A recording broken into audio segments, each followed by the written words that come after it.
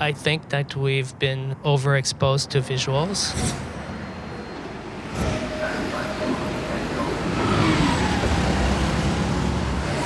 To the point that they become meaningless.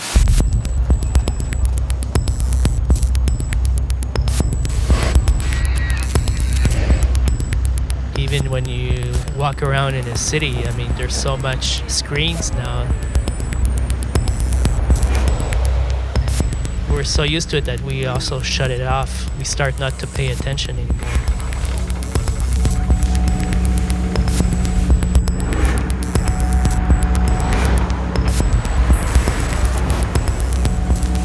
It's quite important to start creating audio-visual environments, taking more care as to not putting visuals everywhere.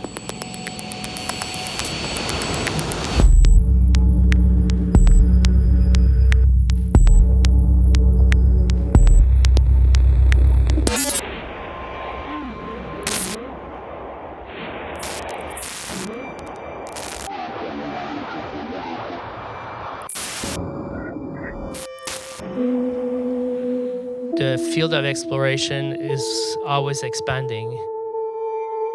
In that sense, there's more people that could work at that intersection between the sound and images.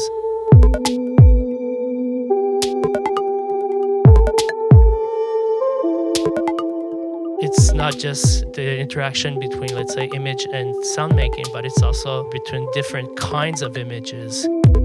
Images that are produced by regular projectors, by LED screens, and also by laser beams. So it seems like the mix of elements is constantly expanding, and it creates new possibilities where there's more and more artists that are working in the intersection between all those possibilities. So do you like it?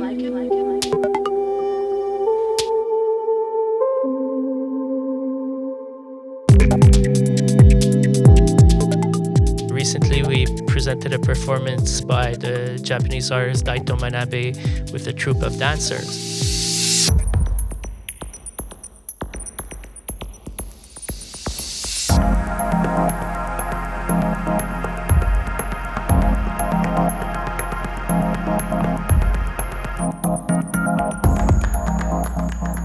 Daito has been quite known for integrating video, lasers, robotic arms, drones into his performances. The last show that we presented integrated artificial intelligent elements to the whole mix. It created like a whole new virtual territory of exploration.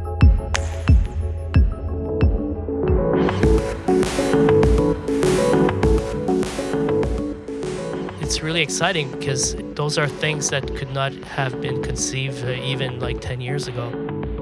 There's a constant relationship of the art practice with the technological push that opens up new territories.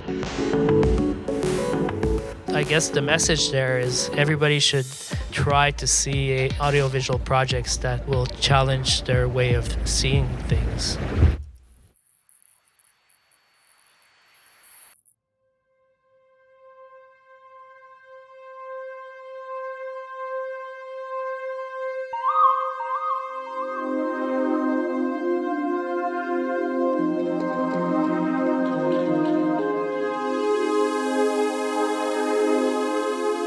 I've always been into fantasy and sci-fi. I used to spend a lot of time copying fantasy paintings.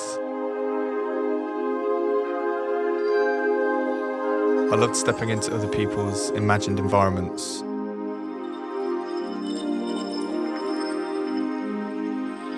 The town I grew up in, there wasn't much going on. I got to a certain age and I just got this huge boredom that I couldn't shake.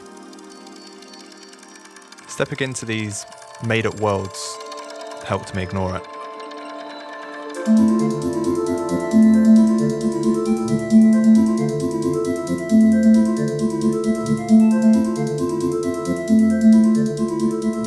I think having a confident visual identity to the music just heightens the experience of it all.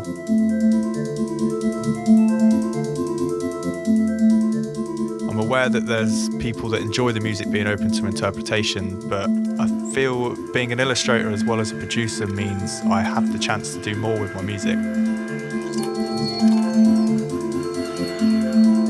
I feel like it's much easier to guide the listener to where I want them to be.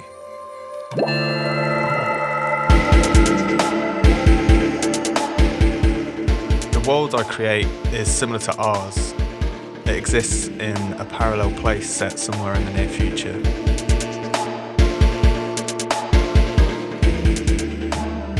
It's a type of personal utopia, but I think it's also a personal dystopia as well.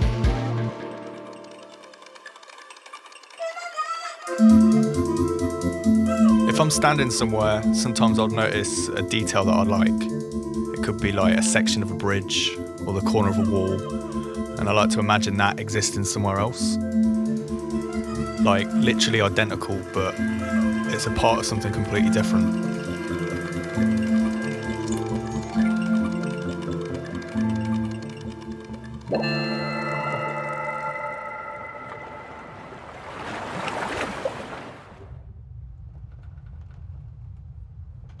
I've always used this other universe as an escape from people and events in my life, just to take a break from it.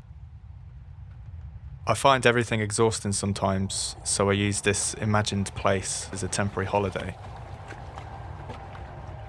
I know I have to come back at some point though. The process is so different, it's almost like a separate part of the mind. I suppose creating the AV show is a way of me trying to bridge that gap.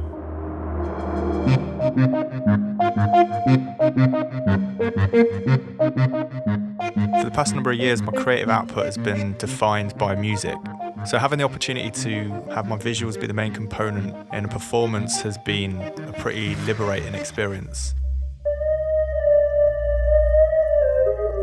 It's had a big impact on how I make music.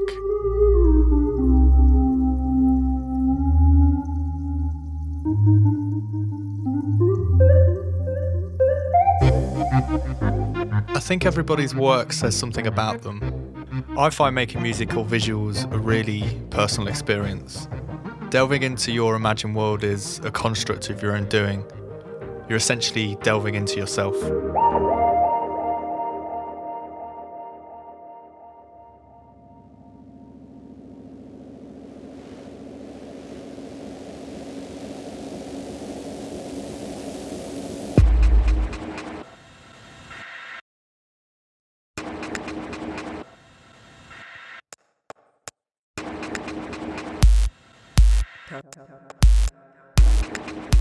My personal audiovisual style is expressing my personal character.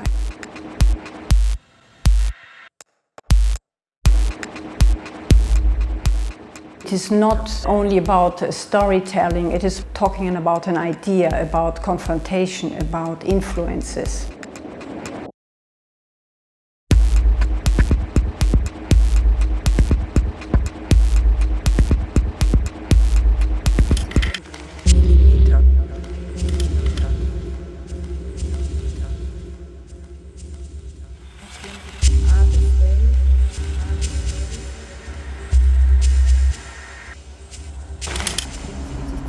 TONSTICH is an audio-video project which is based on a sonorous dress.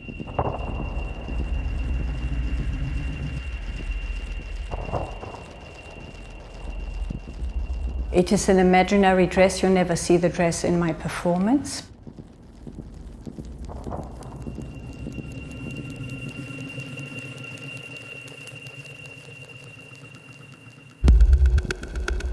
I related the basic sound parameters attack, decay, sustain and release to the dress construction parameters X and Y.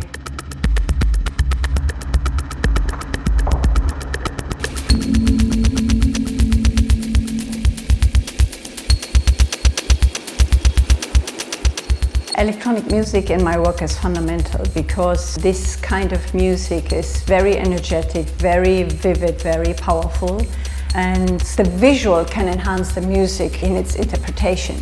Bringing them to the perfect synergy means that it's creating a third dimension. It's a new level of perception.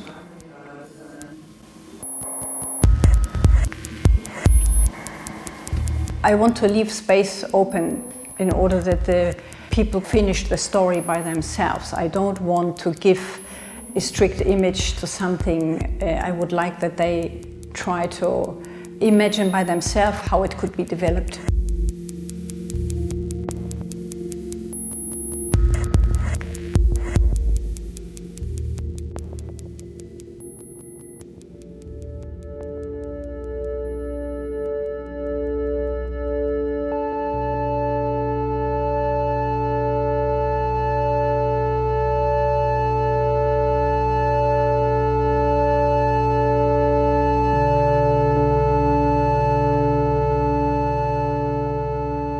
Has a lot to do with how I frame the world I experience and how I bring the imagination alive sonically and visually.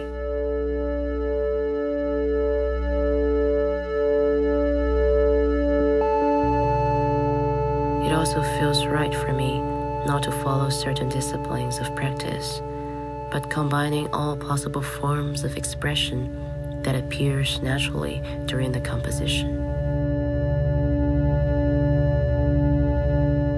I believe the extreme state of mind of live performance can amplify the speech of the artist, especially when the voice is distorted and abstract.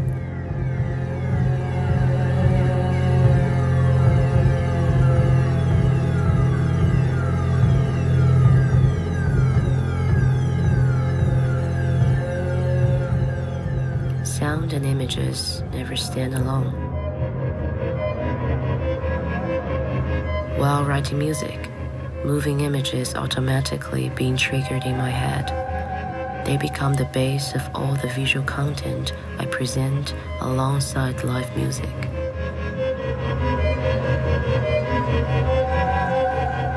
Films, architecture, dance, theater, and really everything that holds mystery and curiosity have made my whole sonic world more vivid and alive.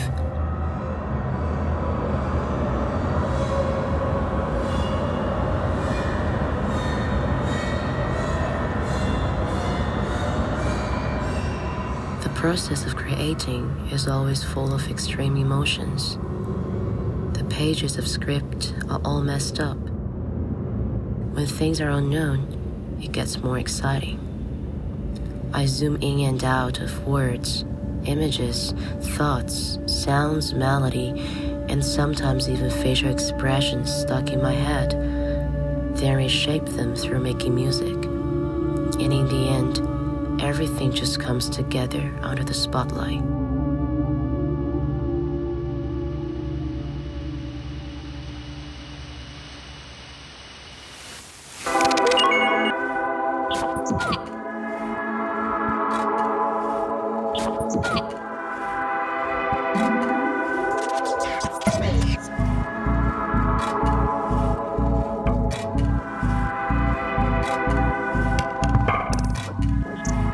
The main reason I got into working in audiovisuals was the potential to immerse an audience. A large part of these situations is the idea of escaping. And I think that there's a nice headiness to creating these moments for people.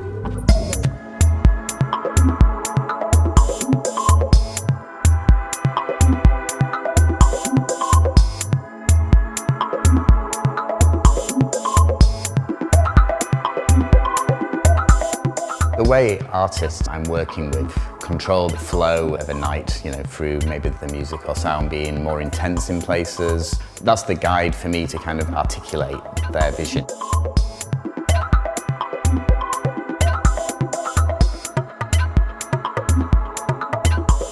If there's a really intense moment, there's momentum, there might be the amount of imagery you bombard people with.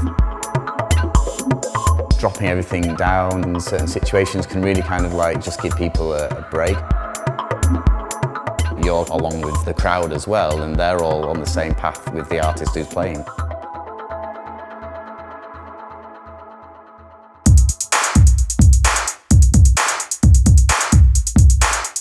Some of the DJs that I've done AV for, they've been really happy not to be the focal point, or particularly in the spotlight. So moving the attention away from them and the stage was something they were really interested in doing. And I think it kind of created a nice social dynamic in the venues as well, that people were less facing one direction. It felt like a new way of looking at how a club could work.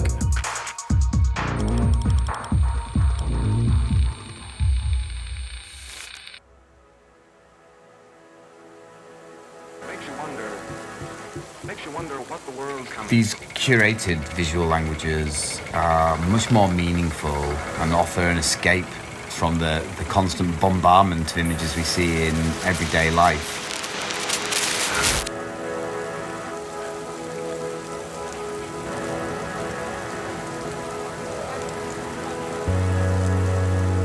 I think as technology advances and ideas progress, a new experience for audiences is right around the corner.